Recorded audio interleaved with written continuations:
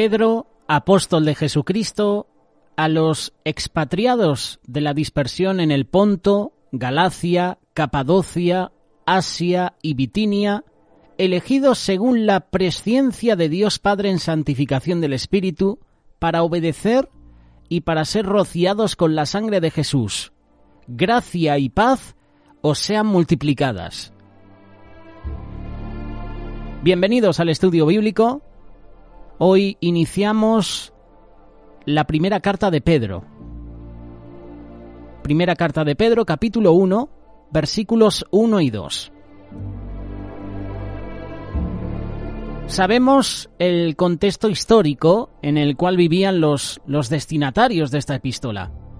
Así que fácilmente vamos a entender que es una de las razones fundamentales por la cual esta carta es enviada. Si tú analizas la primera carta de Pedro, te vas a dar cuenta que el tema principal es el consuelo, la necesidad de consuelo por parte de sus destinatarios. Tan difícil era vivir en aquellos momentos de tanta persecución, incertidumbre, angustia, que Pedro intenta abrir sus ojos a una realidad distinta a lo que ellos estaban viviendo, una realidad eterna. Una realidad que fue planificada desde antes de la creación del mundo. El principal objetivo de Pedro fue entonces que sus destinatarios pudieran poner sus ojos en aquellas posibles realidades y sopesar su experiencia diaria. Menciono posibles realidades porque ya Cristo hizo posibles para ellos y también para nosotros. Por lo tanto, Pedro busca consolar a sus lectores. Pedro les muestra el plan divino, un plan que estaba siendo cumplido y desarrollado en quienes eran sus hijos, a pesar de luchas, a pesar de tribulaciones. Más adelante en esta carta, el apóstol también los exhorta a vivir en santidad. Sepamos que el de Pedro, al igual que el de toda la Biblia, el mensaje es esperanza. Es el mensaje de las buenas nuevas. Aunque en esos momentos estaban sufriendo persecución, el mensaje era esperanzador. Es un mensaje vigente hoy en día. Aunque nuestras circunstancias, nuestros sufrimientos sean diferentes a los de estos creyentes del pasado, la realidad es que Pedro muestra esta carta algunos aspectos que también son para nosotros. Por lo tanto, la lección que Pedro nos da es animarnos a buscar, a través de la carta, el consuelo necesario, el propósito para su vida. Si tú y yo somos hijos de Dios, tenemos una posición espiritual. Tenemos la posibilidad de relacionarnos con un Dios que siempre se muestra disponible ante nuestra búsqueda. Vamos a analizar estos dos versículos muy cortos, muy sencillos, pero que tienen un mensaje. El apóstol comienza su carta presentándose. Así lo acabamos de leer. Pedro, apóstol de Jesucristo. Así empieza la carta. Muchos le llamaban por su nombre judío, que era Cefas.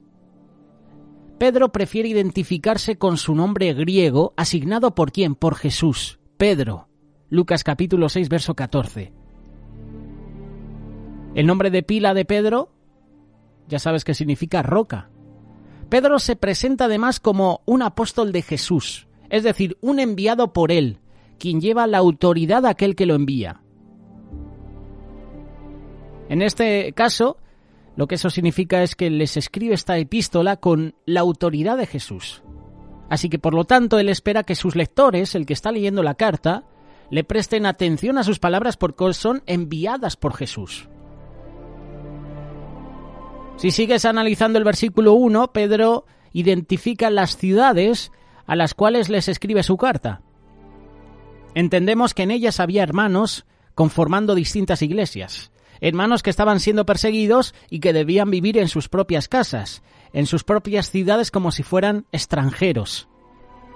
Sabemos que ellos eran perseguidos, sabemos que debían ocultarse para adorar a Dios. Si transgredían la ley al no adorar al César, iban a llevar una vida muy difícil. Seguramente les iban a meter en las cárceles, los iban a matar. La mayoría de estas personas eran de origen gentil y muchos de ellos debieron mudarse de sus ciudades, pero no era la regla general para estos hermanos. A estas personas Pedro les dice que fueron elegidos de antemano por Dios para vivir dentro de una relación especial con Él. Y este mensaje de Pedro a estos hermanos también es para nosotros. Ellos, como nosotros, deberíamos comprender que Dios obra según su presciencia. Yo cuando leí este versículo pensé que había una rata en la traducción, en el escrito. Elegido según la presciencia de Dios Padre en santificación del Espíritu. Si tú lo lees rápido, a lo mejor dices presencia de Dios. Elegido según la presencia de Dios Padre, pero no tiene sentido. Elegido según la presciencia. ¿Qué es esto de presciencia? Pues si buscas en el diccionario, presciencia significa conocimiento de las cosas futuras. Dios obra según su presciencia. Y que ese plan no lo elaboró ayer, ni la semana pasada. Fue un plan perfectamente orquestado desde antes de la fundación del mundo. En este plan no solo estaban ellos, también estamos tú y yo. Por tanto, entendemos que Él ya nos conocía gracias a su presciencia y que a pesar de saber cuáles serían nuestros errores o cuán pecadores llegaríamos a ser, aún así puso en nuestro alcance la posibilidad de una relación plena con Él. La presciencia de Dios es ese previo conocimiento que solo Él tiene de todas las cosas. Algo realmente bueno que Pedro nos muestra es que fuimos elegidos. Por lo tanto, nadie pudiera decir con verdad que Dios no es capaz de perdonar sus pecados, ya que nadie es tan pecador. Fíjate lo que te voy a decir. Nadie es tan pecador que Dios no lo pueda perdonar. Aquí hay una verdad muy profunda, y es que a pesar de quienes hemos llegado a ser, todos estamos incluidos dentro de su plan. Tú y yo tenemos la oportunidad de arrepentirnos de nuestros pecados, acercarnos a Él. Solo tenemos que ser capaces de aceptarlo. Esa es la condición para comenzar a vivir en Él. Fuimos elegidos, tú y yo somos elegidos, pero nuestra condición de pecador nos separa de ese plan. Estamos en la naturaleza de Adán y tenemos que ir a la naturaleza de Cristo. Como hemos compartido en estos días en la escuela bíblica, en la serie Vencedores. Pedro también habla sobre la Trinidad. Habla en el versículo 2. Nos habla sobre la salvación haciendo referencia a la Trinidad. Y a través del mensaje Pedro muestra que cada persona de la misma tiene una parte importante en esta obra. El principal énfasis se hace en la obra del Espíritu y en la de Jesús, dando por sentado que todos obran en conformidad, unidos por un mismo propósito. ¿Y cuál es ese propósito? Nuestra salvación. Elegidos según la presciencia de Dios Padre en santificación del Espíritu para obedecer y ser rociados con la sangre de Jesús, gracia y paz os sean multiplicadas. El papel de cada persona de la Trinidad es el plan de salvación. Pedro dice que Dios Padre es quien hace el plan. Él elige al hombre y dispone todas las cosas como para que éste tenga la posibilidad de aceptar su propósito. Digo posibilidad porque tú y yo tenemos libre albedrío. Si no queremos estar en esos planes, si no queremos aceptar a Jesús como nuestro Salvador, no lo aceptamos. Tú eliges. Dios no fuerza la situación, pero te ofrece el plan. Te ofrece, mira, aquí tienes el camino de bien. Te ofrezco el camino de bien y está también delante tuyo el camino del mal. Escoge, pues, el camino de bien. El pasaje también habla sobre la santificación del Espíritu. Es quien realiza todo el proceso de santificación en nuestras vidas. Nos muestra que estamos en y nos convence de pecado. también es el que realiza el proceso de justificación.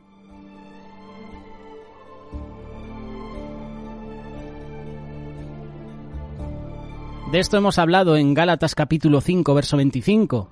En el inicio de nuestra nueva vida espiritual, Él nos bautiza, Él nos sella. Él comienza desde ese momento a vivir con nosotros. Luego se pone a trabajar en nuestro espíritu, en el nuevo nombre en nosotros. Nos ayuda a crecer, intercede por nosotros. Además de todo esto, nos da inclusive la convicción de ser hijos de Dios.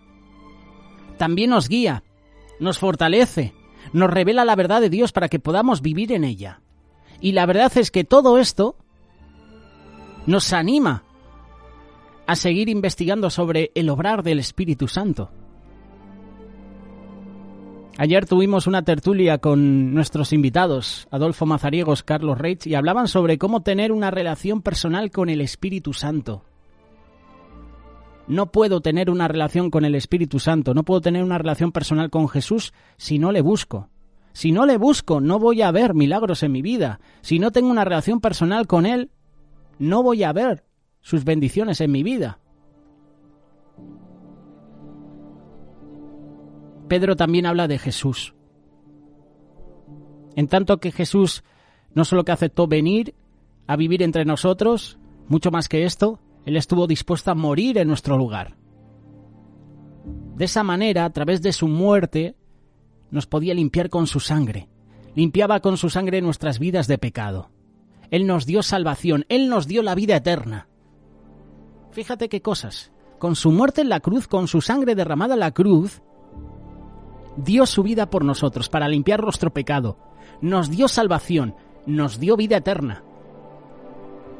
Es por eso que Pedro habla de ser rociados por la sangre de Jesús. Esa sangre debió ser derramada para nuestra limpieza delante de Dios. Lo acabamos de leer, Primera de Pedro, capítulo 1, verso 2. Para obedecer y ser rociados con la sangre de Jesucristo. Además de todo esto, Él hace muchas cosas más por nosotros. Él vive en nosotros.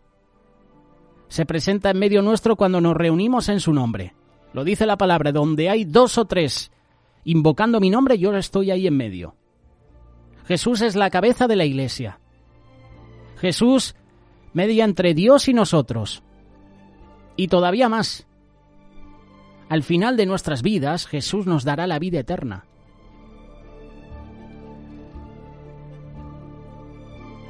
Ahora bien, Pedro no deja de sorprendernos con estos 2 versículos. Después de decir que Dios elaboró un plan de la eternidad, que Él nos eligió para vivir en Él y que el Espíritu Santo opera en nuestra santificación, Pedro nos dice cuál es el propósito de esa elección. Él dice que fuimos elegidos ¿para qué? Para obedecer y ser rociados por la sangre de Cristo. Uno se podía hacer la pregunta, ¿obedecer qué? Ahora la responderemos. ¿Obedecer qué? ¿Al llamado? ¿Podrías pensar tú? Y no estarías mal encaminado.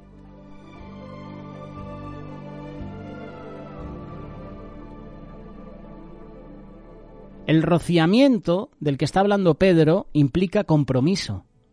Desde nuestro punto de vista, una vez que nos comprometemos a vivir una nueva vida a la luz de la palabra de Dios, obedecemos sus preceptos. Es cuando el rociamiento ocurría en nuestras vidas, ya que en ese momento es cuando se produce la conversión y nacemos a una nueva vida. Y de esto también te hemos hablado. Sin arrepentimiento no hay conversión. Hemos tenido el pasado fin de semana también una reunión de jóvenes de la Iglesia Cuerpo de Cristo, y el que nos compartía la palabra, Salvador Ors, decía que el primer milagro que se tiene que producir en nuestra vida es la conversión. Sin arrepentimiento no hay conversión. Y esto es interesante mencionarlo. ¿Qué piensas tú al respecto sobre estos dos versículos que nos está compartiendo Pedro?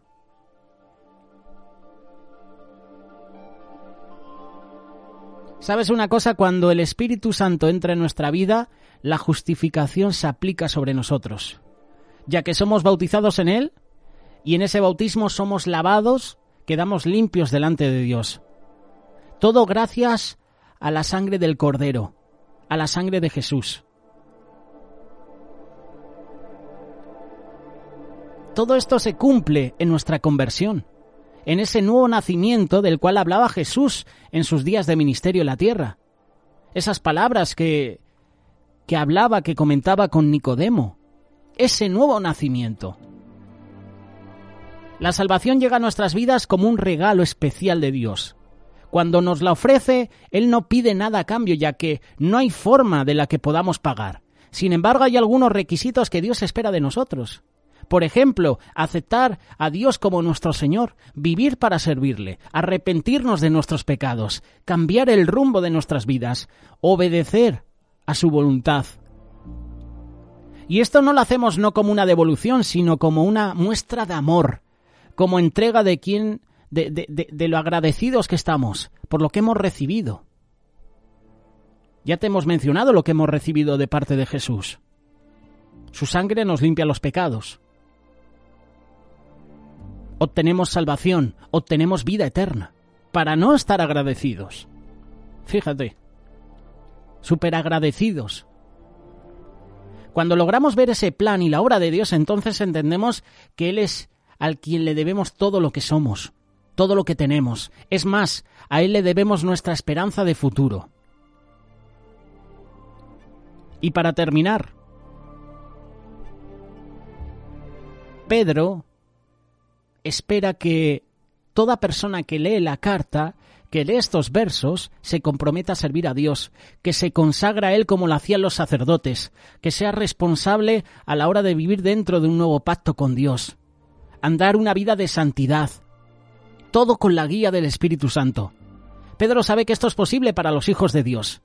Sabe que tenemos su bendición al hacerlo, de modo que luego de contarnos el plan de salvación, nos desea dos cosas que nos serán muy necesarias. ¿Sabes cuáles son? Las dice al final del versículo 2. Gracia y paz os sean multiplicadas. La primera es un regalo de Dios que nos llega junto con la salvación, la gracia. La segunda es un estado de felicidad mental que también proviene de Él. Es decir, que la segunda es consecuencia ¿de qué? De la primera. Gracia y paz van juntas. La segunda es consecuencia de la primera. Cuando tenemos el amor de Dios, cuando tenemos el perdón de nuestros pecados y la convicción de estar en su presencia, no podemos más que estar felices, con gozo, alegres.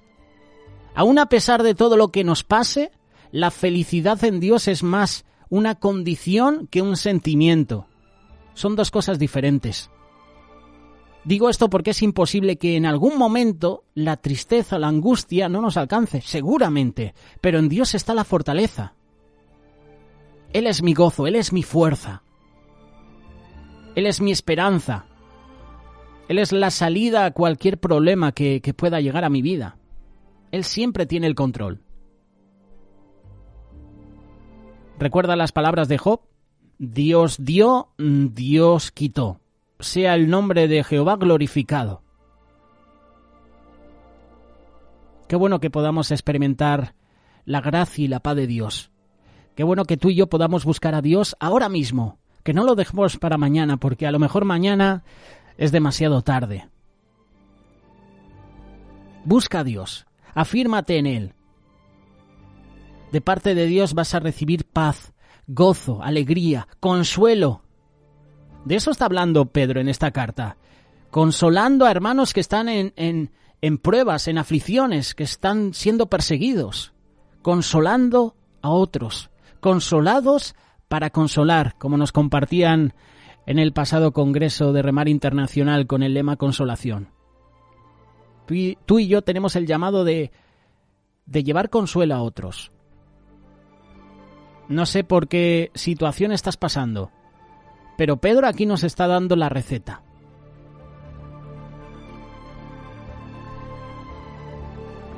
Para obedecer y para ser rociados con la sangre de Jesús.